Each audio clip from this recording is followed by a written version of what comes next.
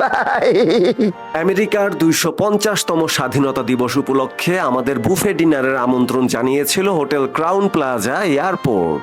শুরুতে একটা কথা আমাকে বলতেই হবে, আলহামদুলিল্লাহ আমরা অনেক জায়গায় বুফে খেয়েছি, কিন্তু এত মজাদার লোল টপকানো আইটেমের বুফে আমি এর আগে কখনো খাইনি। হ্যাঁ, আর এই কথাটা কেন বললাম, আমরা সাধারণত ভিডিও কমপ্লিট করে তারপর খেতে বসি, কিন্তু এইবার আমরা ভিডিও টিডিও বাদ দিয়ে আগে খেতে বসেছি। স্পেশালি ওদের বিফ স্টেক আমার কাছে সবসময় সেরা। এত নরম, এত রসালো, এত স্বাদ। 1 কেজি তো আমি একাই খেয়েছি, যা থাকে কপালে। 2 দফা ভরপেট খেয়ে আমরা একটু হাঁটাহাঁটি করলাম, ফটো সেশন করলাম, তারপর চলে এলাম ডেজার্ট সেকশনে।